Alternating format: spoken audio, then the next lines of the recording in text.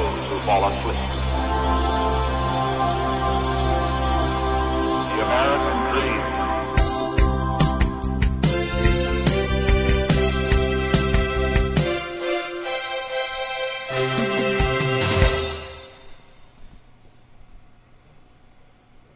Hi, I'm your instructor, Paul Gruber, and welcome to the Pronunciation Workshop's first training session. I am very excited that you have taken this first step to improve your English pronunciation, and I do hope that you enjoy this program and receive great benefits from it. Before we begin, I want to make sure that you have downloaded and printed out the training manual which accompanies this course.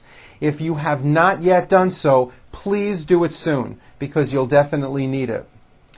Now, you may be wondering, how is it that I am going to help you change the way you speak? Well, basically, when you learned English as a second language, you kept many of the sounds and speech rules from your first language, and you are continuing to use them when you speak English. This is what gives you an accent. You are using the sounds and speech rules from your native language instead of the sounds and speech rules of English. And you know why? Well, because when you learned English, nobody ever showed you what the sounds and speech rules of English were until now. That's where I come in, because I am going to show you and train you on how to use these sounds and speech rules correctly. Knowing and using these rules will help you reduce or possibly even eliminate your accent. Now, throughout the program, you're often going to see me point to my mouth to show you how to produce a particular sound. I want you to pay close attention and try to copy exactly what it is I'm doing. I will be showing you how to correctly form new sounds by changing the position of your tongue or changing the shape of your lips. These small changes are going to make very big changes in your speech. Regarding practicing, I recommend that you use the training manual and try to practice often. When you practice, I recommend that you start out speaking slowly, out loud in a strong voice, while exaggerating all the mouth movements. What you will be doing is retraining the muscles of your mouth and your tongue to move in new ways, which will produce new pronunciation patterns.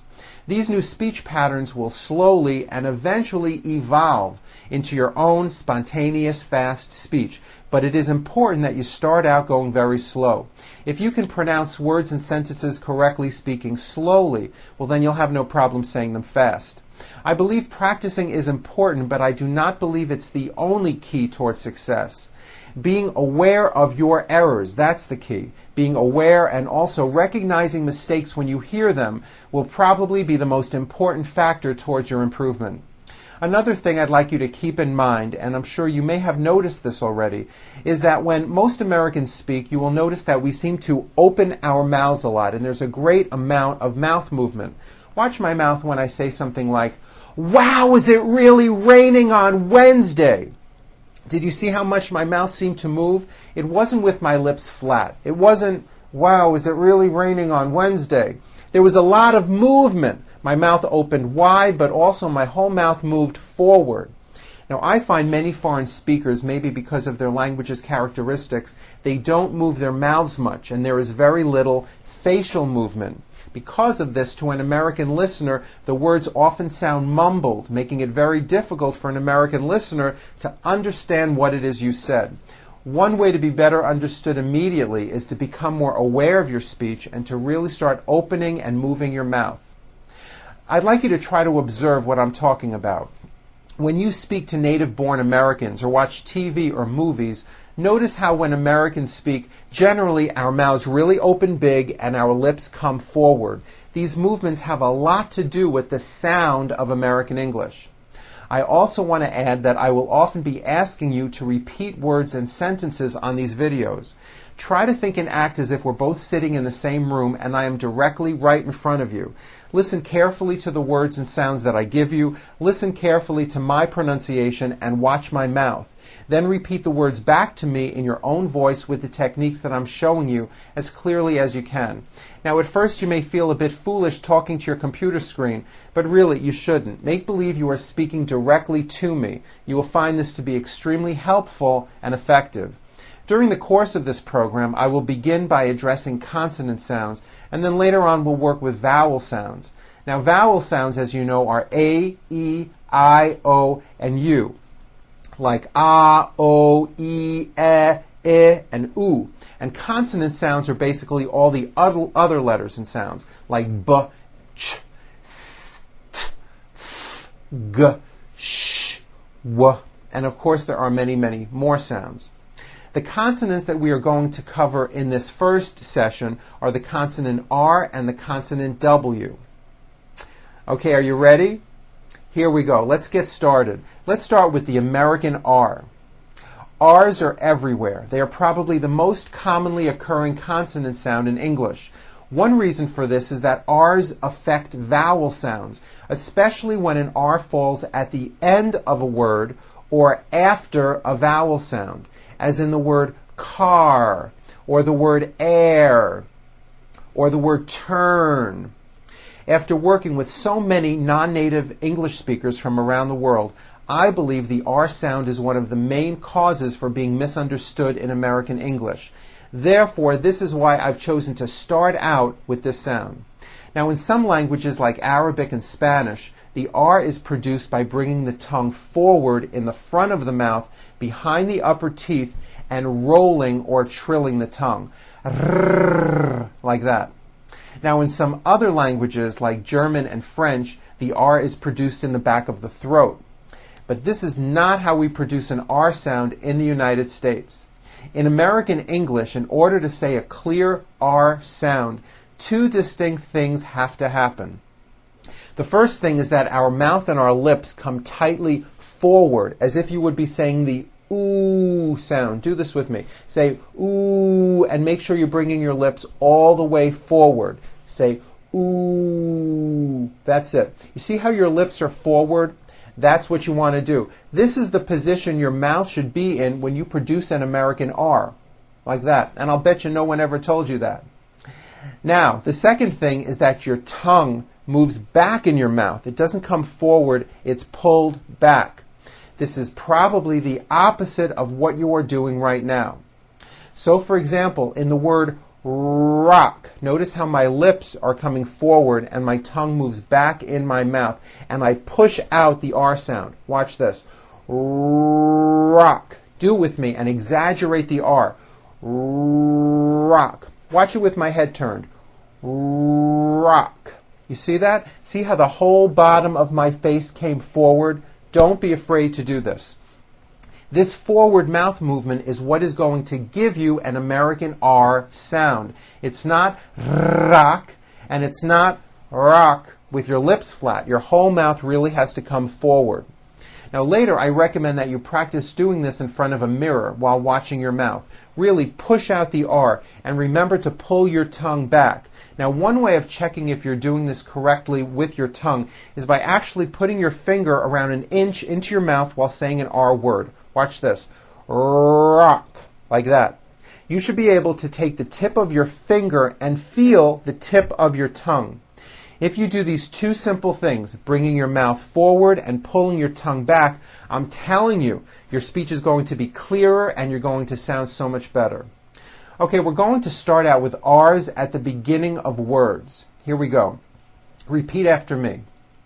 Rock, rip, reach, road, rain, rich, roam, raise, robe, rice. Very good. Now repeat this sentence. The round rooster rushed into the wrong road. Very good. Now, pronouncing R's like this may feel a little weird to you, but if you notice, this is how most Americans talk. Okay, now let's do R's at the end of words or after a vowel. When a foreign speaker produces an R which is at the end of a word or follows a vowel, it's usually very weak. It's not really heard, and it leaves the word open or unfinished, like in the word car. Now you may say ka, ending with an A vowel, but it's not ka, it's car. Your tongue has to pull back. Car. And also your lips close a little bit in the front. The R needs to be very strong and you need to close the word. Car. Let's practice these words. Repeat after me. Car. Far. Star. Door. Bear. For. Air. Year, and that has a high vowel sound, E, year, turn, and pour. Very good. Okay, now let's discuss R's in the middle of words. In the word very, for example, which is a frequently used word in English, the R occurs in the middle of the word. It's not a D sound. The word is not vedi or very. It's very. Make sure that the R sound is strong and your lips are coming forward. Your tongue is back and you push out the R. Very. Like that. Practice these sentences with me, nice and slow. He is very, very nice. Like that. See how my lips are coming all the way forward? Next one. She is very, very tall. Here are some more practice words with R in the middle. Repeat after me. Direction, arrange, erase, correct, marry, garage, original, hurry, zero, marine, berry, operation, caring, arrive, everyone. Okay, very good. Now, R's are often combined with other consonants and form what we call R blends. It is important to understand that the R sound is the strongest sound of the blend, and your lips often come forward before you even say the word. An example of this is the word grape. Now notice how my mouth comes forward before I even say the word. Grape. Did you see that? And notice in the word grape, the R sound is stronger and you even hear it more than the G sound. Grape. Here are some practice words with R blends. First, at the beginning of words. Here we go. Training, trust, trip, great, tropical, bring, print, president, product, cracker, crawl, break. Okay, now in the middle of words. Subtract, waitress, nutrition, Australia, introduce, compress, oppression, betray. Very good. Okay, now let's practice R sounds in sentences. These sentences are filled with R's. Keep the R sounds strong. Don't forget to bring your mouth forward and pull your tongue back. Say these sentences with me. Here we go. The story he read on the radio was incorrect. Her career in the law firm is permanent. Richard and Brooke took a ride in their brand new Range Rover truck. Everyone will respect the royal family when they arrive at the airport. Be sure to close the word air. It's not airport, It's air, airport, like that with a strong R sound. The trip to the Rocky Mountains will be rescheduled on Friday. Very good. Okay, now let's talk about W sounds. W sounds are very similar to R sounds. The major thing to keep in mind is that in English, when you see a W, it always has a W sound, like in the word what. Again, notice how my mouth moves forward. One way to make sure you are doing this correctly is to first say ooh with your whole mouth forward, ooh, like that, and then open and close your lips to make the W sound, like this. Ooh, whoa, whoa, whoa, whoa, whoa, whoa, whoa, whoa, whoa. That's how you produce a W. Whoa, like that. It's never a V sound, where you are like biting down on your lower lip. Never. We'll be going over V sounds in the 4th session. The reason I mention this is because many foreign speakers, especially German speakers, say, for example, what with a V for the word what. Instead of saying, what will we do, which is correct, they may say, what will we do? And that is not right, and many people may not understand you. Bring your mouth forward on those W words. What will we do? Say it with me. What will we do? Very good. Now, as I said, the W and the R are similar. Both of them are made with your mouth in a forward position and your tongue pulled back. Your mouth should be a little bit tighter when you say an R.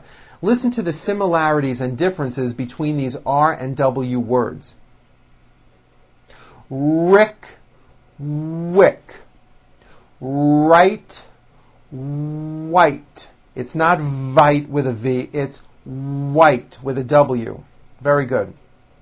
Also be aware that the W sound occurs in some words beginning with the letter O, like in the words one and once. You might not be aware of this. Practice these W words with me. We'll start out with W at the beginning of words. Don't forget to bring your mouth forward at the beginning of each word. Why, which, when, what, wipe, wish, wait, wing. Very good. Okay, now with W in the middle of words.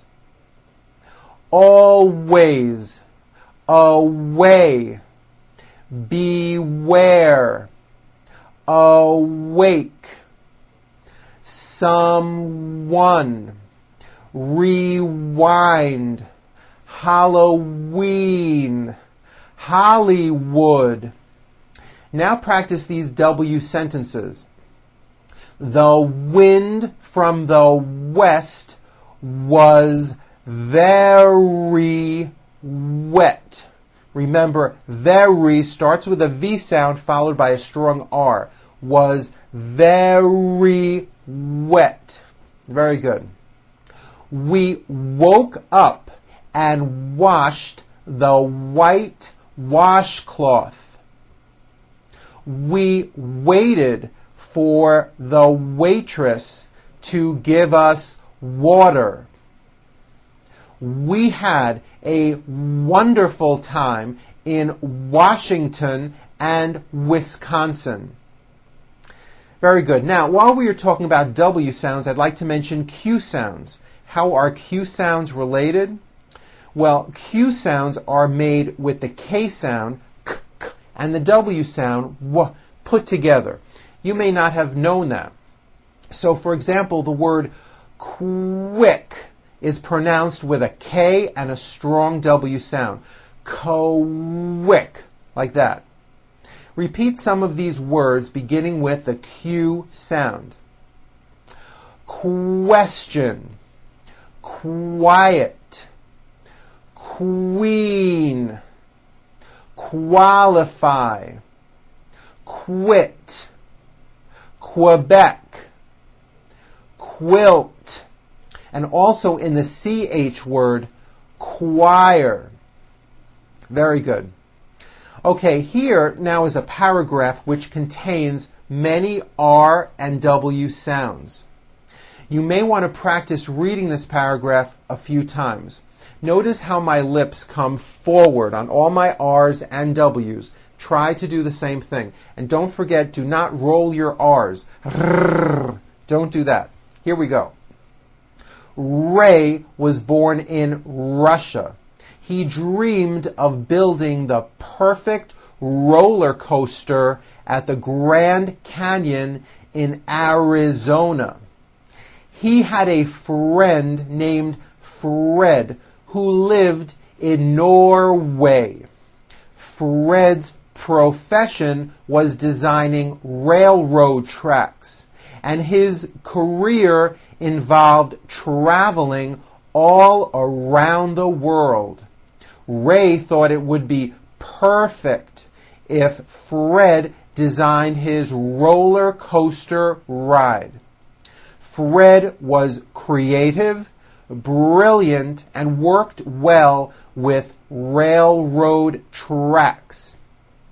He would be the perfect engineer for the project. The ride took 2 years to construct and was painted red and white. Everyone really wanted to ride the brand new roller coaster. Very good. Now, if you strongly push out those R's and W's, when you practice, eventually your R and W sounds are going to be clear and your speech will be much easier to understand. If you have the time, watch this session again and practice your pronunciation along with me. Then take out your training manual and practice on your own.